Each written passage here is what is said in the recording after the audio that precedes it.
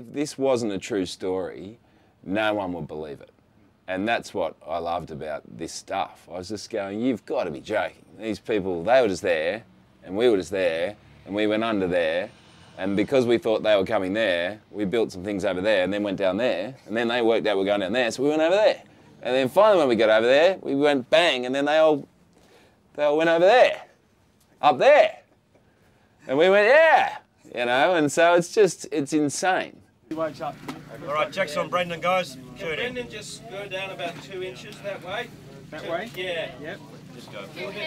That's it, perfect. He's coming in for checks, Toby. And action!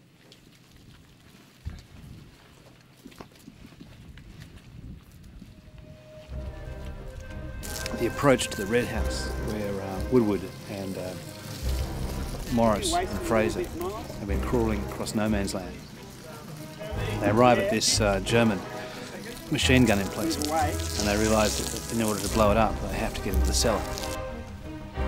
And action!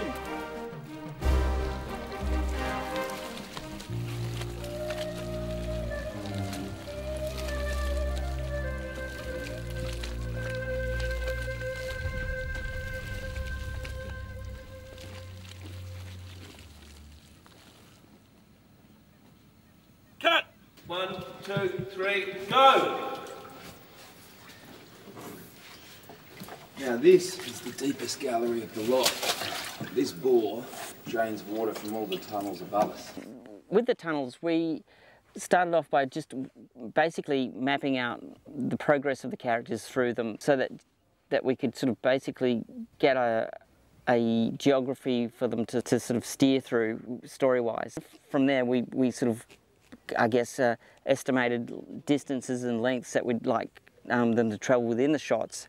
And the shooting style is that it's very much, you're within the tunnel with the character. You're not sort of, we're not in the side of the tunnel seeing them run past. You actually see them come to the lens. So it was sort of dictated to sort of make some quite long stretches of tunnel that really, you got that sense that they travel quite long distances underground. Can you hear me?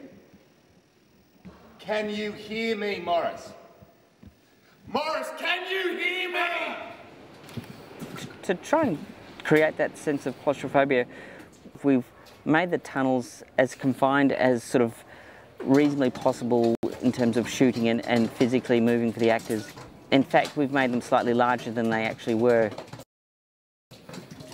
People do get very sore backs working in them, and everyone has bumped their head at least 5 or 10 times.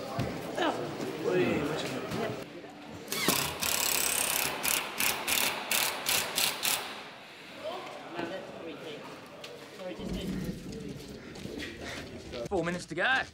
Did it easy. Yeah.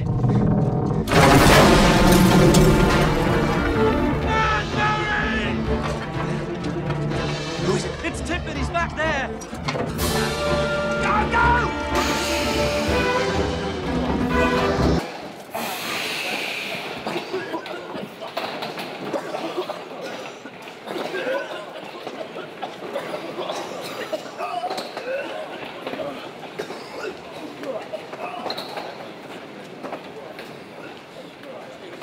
For a lot of it, not a lot of acting was required because I was genuinely claustrophobic and I was genuinely in physical pain or physical discomfort because the oppressive nature of the conditions and the kind of intense nature of the locations kind of just provided that. The sets are so brilliant. Stay there,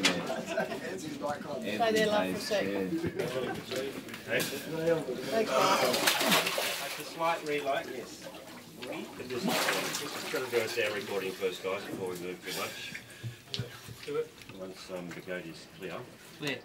These boots the diggers are wearing in Ypres, and they had Hessian sacking on it to make it softer when they were walking on the wood planks so the Germans couldn't hear them. The tunnels that we're in, you know, obviously for necessity, it has to be a little bit bigger than the real ones, but the real ones were, they would have been, I mean, Steve's a 6'4" man and he's really, you know, bending like this. I'm not very tall, but I have to really bend as well to get to these tunnels. So the real ones would have just been horrendous, and that thought of being, you know, a ruler's length from the enemy is really quite frightening. One of the real challenges of setting a film in this sort of environment, which is, you know, tunnels, tiny little tunnels under dark, damp tunnels under no man's land in a time of war. That the claustrophobia in this film, A, was very important to keep the pressure on the story, but B, could be really overwhelming for an audience. That maybe during the course of the film, they'd want some breath, they want to take a breath. And I knew there was another very important story that I wanted to weave through, and that was the pre-war story, the love story between Oliver Woodward and Marjorie. I play Marjorie Waddell. She's 16 years old and she's amazing. She's really strong and she's probably the most self-assured 16-year-old I've ever read about or known.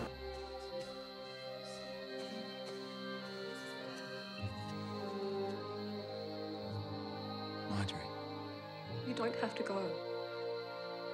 Just because Moffat, you know, you don't have to go to the war.